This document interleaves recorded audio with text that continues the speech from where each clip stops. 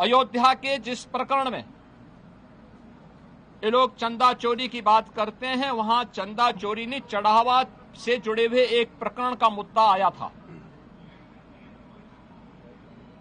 श्री राम जन्मभूमि तीर्थ क्षेत्र ट्रस्ट ने इस प्रकरण में 12 जून को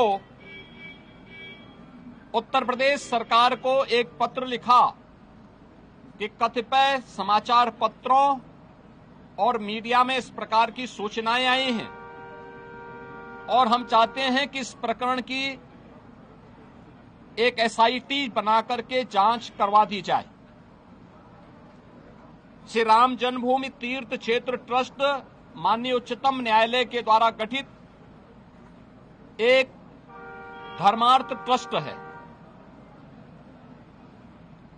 राज्य सरकार इस मामले में कोई हस्तक्षेप बिना ट्रस्ट के आग्रह पर या माननीय न्यायालय के आदेश के बगैर कोई भी निर्णय नहीं ले सकती थी।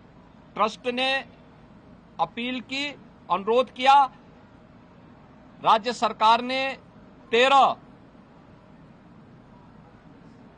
जून को स्वयं उनके अनुरोध के क्रम में एक एसआईटी गठित कर दी, जिसमें सचिव स्तर के एक सीनियर अधिकारी को एसआईटी का अध्यक्ष,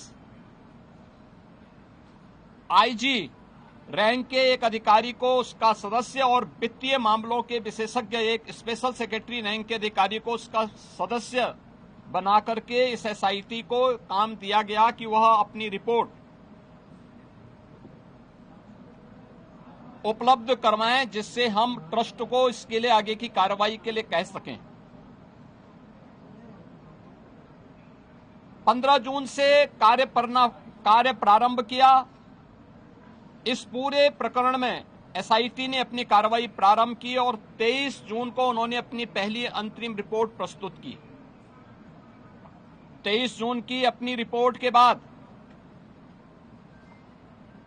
जो रिपोर्ट एसआईटी ने उपलब्ध करवाई, उस रिपोर्ट के क्रम में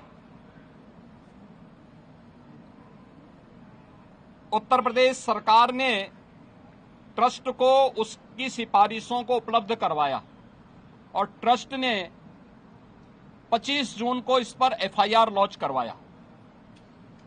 अयोध्या में एफआईआर लॉन्च हुई। एफआईआर लॉन्च होने के बाद उपलब्ध साक्ष्य और प्रमाण के आधार पर कुल 8 लोग पकड़े गए, जिनमें 6 लोग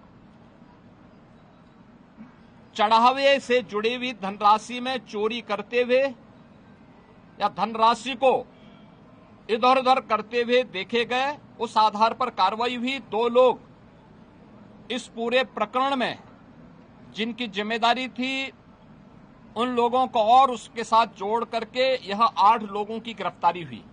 अभी एसआईटी की जांच चल ही रही थी कि माननीय उच्चतम न्यायालय में जो योजित एक पीआईएल थी, उसके तहत उच्चतम न्यायालय ने आगे की कार्रवाई के लिए एसआईटी के पुनर्गठन के साथ ही इस पूरे प्रकरण को अपनी देखरेख में आगे बढ़ाया।